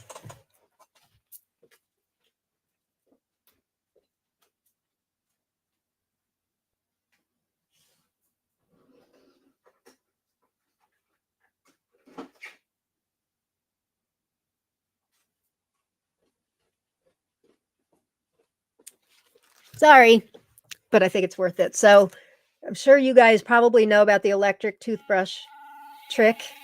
If you've ever used this to pollinate your tomatoes to try to get more do this on your flowers to try to get more tomatoes. If you want to, you can use this to pollinate. Many of you have probably seen this. So I use this to get the pollen out. I'm pretty proud of myself for coming up with this one. These are Japanese soup spoons, black glossy. So I label it with the variety. That's Tiny Totem. And the black makes it very easy. I don't have much on here now, but the black makes it really easy to see the pollen. And I love the flat, so I can put on the counter. It's not in danger of tipping over. Who was I telling about this? Was it you, Linda? No, I think it was Amanda. I was telling her about this. I just happened to have these in the house. I got them for my daughter for Christmas one year. And I was trying to think of something black. I do use like a black tray for my seed trades. And they really help to see things. And I wanted something black. I didn't know what else to use. So it's not the most high-tech thing in the world, but they sure work well for me. These came from Amazon in a box of like, I don't know, 50 of them. And then I use this little paintbrush to paint the pollen onto the stigma. I was trying to think of that earlier. Stigma. So that's what I use. And when I get more, I have these little tubes I'm going to put them into, but that's how I collect my pollen. And then I keep it in this little bag per variety. So I'm running low on Tiny Totem stuff right now. I did just do it with Ink Spot. I just crossed Tiny Totem and Ink Spot. So that's the next one, maybe, hopefully, if it worked. Electric toothbrush doubled my flowers last year. Double your harvest, probably, you mean. Yeah, people swear by it. Rob likes to do it too. I did a video last year, I think, maybe 2 years ago. I think it was 2 years ago on using it to pollinate your tomatoes. Got 27 micro varieties. Can't wait to see them. Awesome sauce. That's exciting. Yeah, I started to say they get a bad rap. They really do. There's some good ones out there. And look what's coming up the pipeline. Andrea Clapp is constantly posting in our group these amazing varieties she's growing. Heidi, you saw what My Two Gingers is going to look like. Wait till you see Pa's Pride too. That's coming up. She's got some good stuff. Very talented breeders are coming out with micros.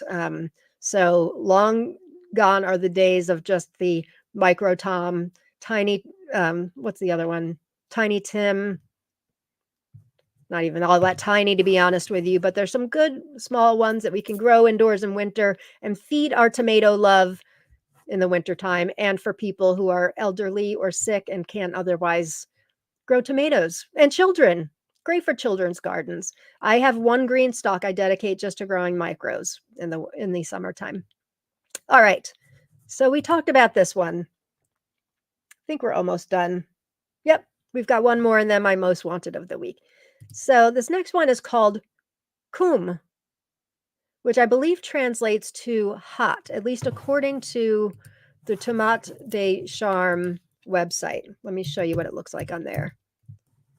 Coum. Let me just pull it up on their site. Here it is. So sometimes when you're on a site that's not in English, it will automatically translate for you. And so Coum, when I type it in, it says hot. So I'm guessing it means hot in Ukrainian, maybe. Coum, Kuum. It's from the Ukraine. Mid-season variety, 75 to 80 days from transplant. Indeterminate, regular leaf, large fruited Ukrainian variety. The king of tomatoes by yield, taste, and large fruits. Round red fruits up from 400 grams to 1 kilogram. Sweet, keep well, good for salads and canning.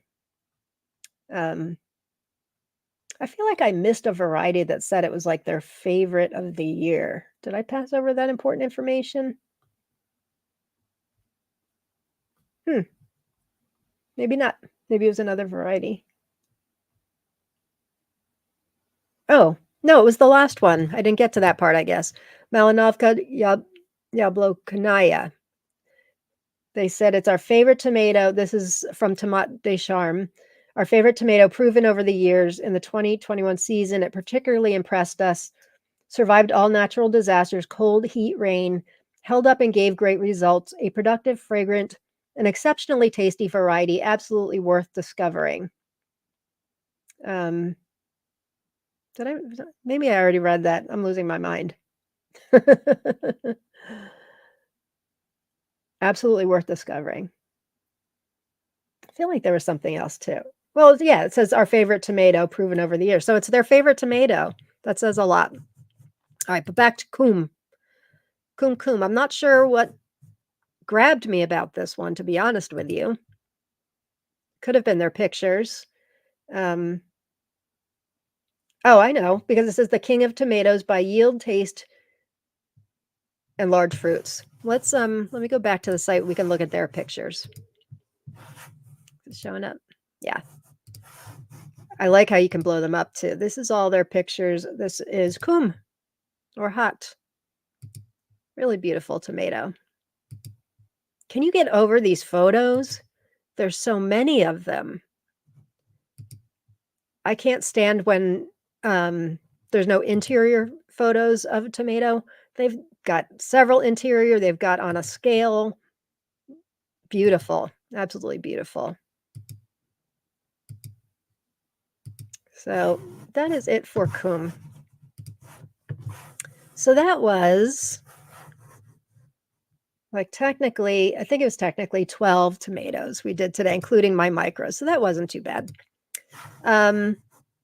It sure is red. It sure is red. I know. I know. For somebody who doesn't like red, I'm growing a lot this year. Only because I know a loudly flavored tomato is out there for me. I know it. I can feel it. But I guess we'll see. Cynthia, I love lots of pics and info. Me too. Me too. We're going to be ending in just a couple minutes, gang. So if you haven't already, type in #tomato. And I'm going to draw 5 names if you're joining late. The prize today is, I'll draw 5 names as usual, and you guys can have access to my spreadsheet and just choose whichever variety you want that I have 5 seeds of. And it's pretty obvious on the spreadsheet. So that's the prize today. 5 can have a go at my spreadsheet. So let's see, there's a couple more comments. Type in #tomato. Gotta find my red. I know, sister. I'm going to. I know this year's the year. Last year we grew Stump of the World. We grew Soldaki. We grew German Johnson. Some of them are like, I know some of them are technically pink and not red. African Queen. Gosh, Curtis Cheek. I know there were more. They're good. Sweet Scarlet Dwarf. I can't say that enough. That was outstanding. That was an outstanding red. This is helpful. I believe that Malinovka Yablokhanaya should be translated something like raspberry apple. Thank you. That is helpful. I always like to know what it translates to too, so I don't double order what if another place has raspberry apple, I know. So that's helpful. Thank you. I'm going to write that down. Raspberry apple. So again, let me give the website one more time of most of the varieties I've been talking about today. They are tomatodecharme.com. They're from France. They're a husband and wife team that have only been doing this for a few years. They ship international. Free shipping for 25 euros in France, 35 international. I did not spend 35 euros, which is a miracle, but I did not. And it was 6 euros for shipping. It got to me, I ordered April 18th, got to me April 30th. So 12 days, not bad at all. So let me get to a couple more comments and then we'll do our drawing. Yeah, we're typing #tomato, everybody. Francis, I think I enjoy photographing mine as much as I love growing them. Me too. Me too. It makes Rob a little nuts when we're trying a new tomato at night. We have taste tests at night after we're like done harvesting and all that. This year should be interesting with like 4 new beds. This should be crazy. But actually, even though it's 4 new beds, we're going to be reducing the amount of grow bags. So we're doing more than usual, but not all that many more. So before we can bite in, I'm always like, wait, we got to weigh it. Got to take a picture. Wait, I got to take a picture outside, inside. Like He's like, I just want to taste the tomato. um, Cynthia, I will try indoor micros this winter. Good. Yeah, we're going to do another micropalooza. We started it, I think we started it too late this year. I think we're going to start it. I have to talk to Jen and Kina, but I would like to start it maybe September. And that way, starting in September should give us ripe fruits around January. So in that, September, things should be not necessarily winding down for many of us. My tomatoes go all through September, but I started some micros last year in like mid-September, and then others November 1st for Micropalooza. And I was getting some really awesome sauce ripe tomatoes in January, and everybody's like, "Oh, I want that so badly." So I'm thinking doing it a bit earlier, even if it's just October. I think that would be helpful. Lisa, I'm going to try micros this winter as well. You won't be sorry. You really won't. Sometimes just choosing the variety that's right for you, what you have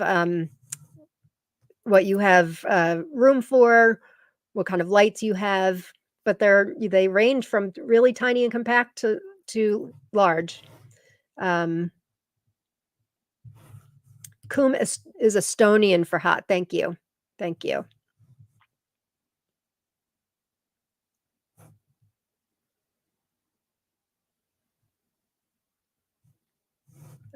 Okay, I think we got everything. I'm an indoor micro novice. If you can grow a tomato outside, you can grow a tomato inside. For sure.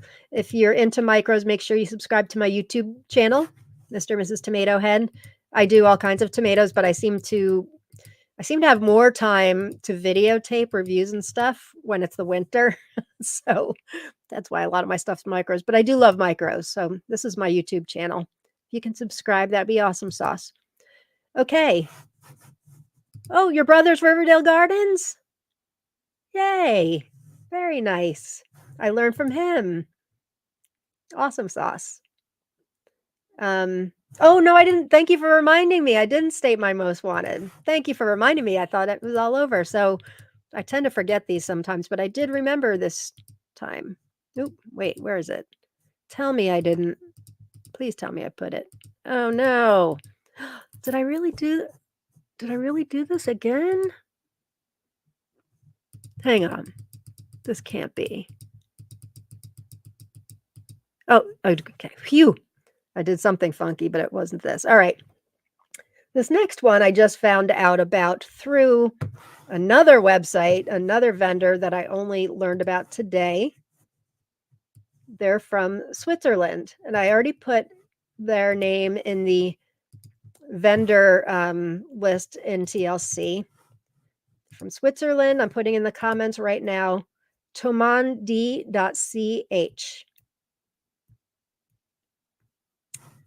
Oh, thanks, Lisa. Thank you so much. Thank you, Cynthia. Thank you very much. Is there any reason to grow micros outside? Not if you don't want to.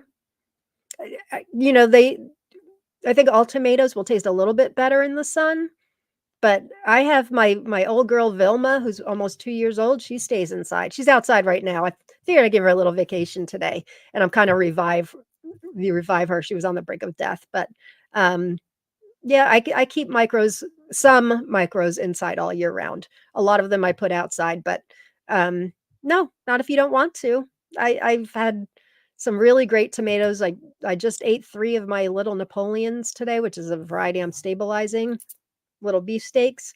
I love having that tomato flavor in the off season. Okay. So anyway, that website, TOMATO DICH. Let me put in a banner. They're from Switzerland. Don't know how I didn't know about them till today, but I did not. Here it is. So I think I was looking on the site because I was looking for more information on the first one I showed, the Pona Amoris Minora lutea, the one that is one of the oldest tomatoes to be documented. And then I found this, Stella del Sol. It's from Switzerland. I cannot find it anywhere else other than this website. and it's gorgeous. It says, beautiful white fruits around 300 grams with reddish stripes, very aromatic, an old Italian variety that appeared in southern Switzerland about 50 years ago. I love everything about this. I love the color of it is so unique. It's white, a little golden, and then it's got like pink to it also. That one fruit has like a nipple on it. It's gorgeous. So if anybody knows anything more about Stella del Sol, send it my way. If anybody has seeds, I will definitely trade you and be very, very grateful. It's really gorgeous. Garden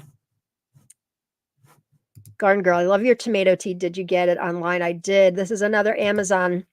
I wonder if tomatoes think about me too. That's from Amazon. Oh, the Swamp Bitch is here. Hey, Swamp Bitch. Lisa, until I started watching your show, I didn't know how many different types and colors. Amazing. I'm so glad, Lisa. So glad to have you here. Cynthia says, interesting tomato. Yeah, isn't it very interesting? I love the white with the pink. Haley, the really white tomatoes always get me with their beauty. Me too. It reminds me a little bit of another one that I've been looking for a very long, well, what feels like a long time. Prince Charming's Bastard by Phil Seneca. I've had that on my most wanted list for a long time. I'm coming up empty on that. So this kind of reminded me of that. I'm dying to see what the inside looks like. So if anybody has any more information on Stella del Sol, let me see if I can find it on that website. Pull it up. tomatdi.ch. Oops. Not CHICH. Where'd it go? tomatdi.ch.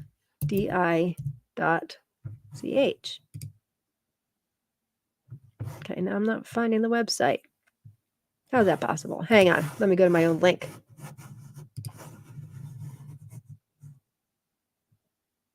Oh, it's not tomat. It's tomandi.ch. Did I make the banner wrong? Yes, I did. Don't listen to my banner. This is the correct website. Tomandi.ch. tomandi.ch. That's the correct website. So let's go there.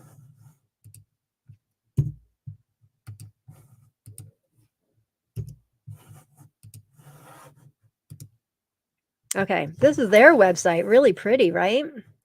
I haven't ordered from them. I only found out about them today. I don't know if they ship internationally, where they ship. I think it did say they ship international, which is kind of trouble. But this is where I found this one. Stella. Here it is. So this is the listing, Stella del Sol. Sometimes I'll look at the URL address at the top because if like Google Translate's translating to English for me, I like to find out what, the other translations are, and I'll search for a variety on that, but they have Stella del Sol also.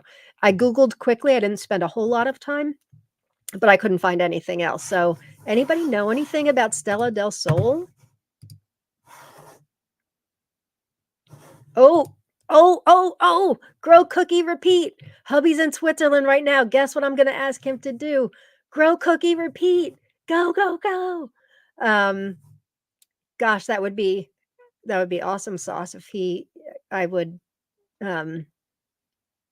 trade for you. I would, pay for them if you can find them. That would be fantastic. Only if you can. Does it mention a flavor profile? Nope, does not. It does not at all. It's just the look of it. It says, beautiful white fruits around 300 grams with reddish stripes, very aromatic, old Italian variety that appeared in southern Switzerland about 50 years ago. That's all it says. That's really all it says. So, oh my goodness, grow, cook, eat, repeat. That would be awesome sauce. So you'd think an Italian site would have them too if it's an old Italian heirloom, but I've never seen it guessing you guys haven't either. So that's my most wanted of the week. Stella del Sol from Switzerland. Don't hear a lot about, well, it says it's Italian. It's an old Italian variety. So disregard origin Switzerland. I was in a rush, apparently. It's an Italian variety, but the website is in Switzerland. Oh, wait, no, it said old Italian variety that appeared in southern Switzerland. So it's in Switzerland, but it came from Italy. I don't know. It's flavor. Oops, that website's a tease. I know. Its flavor profile is secret sauce. Yeah. But check out this website too. I'm going to do a little bit more investigating, but it's really pretty. They've got some nice varieties. They've also got peppers, eggplant, pumpkin. Ooh, I have to check out the basils. Nope, not any basils. So yeah, we can check those out. So that's the show, gang. Let's give away some prizes. So I'm going to give away, if you haven't put in hashtag tomato yet, do it now. There's still time. Oh gosh, we got 80 entries. That's awesome. Glad you guys can join me on a Thursday to do this. So here's the way it will work. I'm going to draw 5 names. If you win, you can private message me in Facebook. That's your best bet. I'm just going to be honest. I am running weeks behind in getting seeds out to people. But if there's something you really want for this year, all you have to do is just tell me, you'd like me to move you up. And I do that quite a bit. So I have no problem doing that whatsoever. Sathya, grow, cookie, repeat, smuggling seeds for Lauren now. Are we? It's got to be done. Save the tomatoes. We've got to save the tomatoes. Pointy bottom. I know. I love that pointy bottom. And the pink on it. I don't see pink on the white very often. Really looks great. Okay. Let's get rid of this. Get the giveaway tool on. So anyway, private message me, please, on Facebook. If you're not in the Facebook group, you should be. But if you're not, here's my email address. LERNIE@me.com. That's my email address. Save the tomatoes, says Licia. Yeah, if you guys are in the group, you may have seen a picture of me, like I wrote a note, like a group message last night while I was up potting. I was just very grateful to be growing tomatoes after 30 years. I was wearing my Save the Tomatoes shirt that Licia's daughter, Jess, made for us. You can find out more about that in the group if you want to order from her shop. She designed those shirts and other merch for us too. But I love that shirt. It looked great. Probably shouldn't have been wearing white outside, but I figure it's a tomato shirt. I got a garden in it. Okay. Back to prizes. Giveaway tool.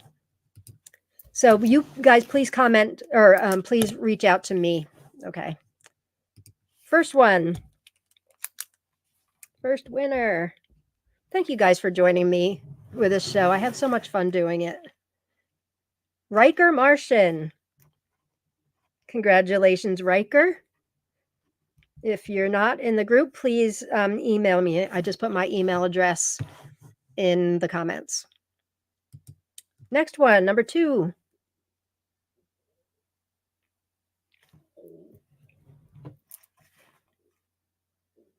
Garden Girl. Congratulations, Garden Girl. Girl with a Y. Number 3.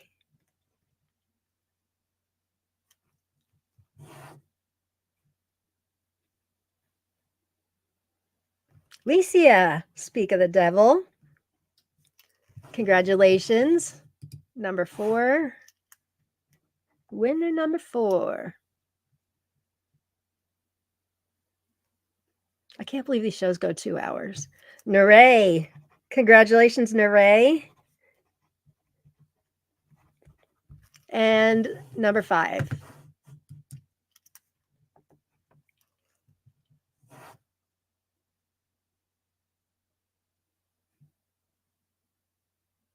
Robin. Congrats, Robin. Congrats to all of you. Please private message me, and I will send you the link to my super duper spreadsheet, and you can just choose whatever you want. Malin, if you're still watching, you private message me too. got to get you my banana squash seeds. So congratulations, everybody. Thanks for watching. Again, there's no Tomato Talk Live tomorrow night. It's going to be the following Friday. Jen and I will give information really soon. So don't look for us tomorrow, but I will be back next Thursday with another Lauren's Tomato Awesome Sauce. Thanks for making the show fun. I really just love doing interactive stuff with you guys and talking tomatoes. So until next time, peace and love. Get your gratitude on and go grow tomatoes. Bye, gang.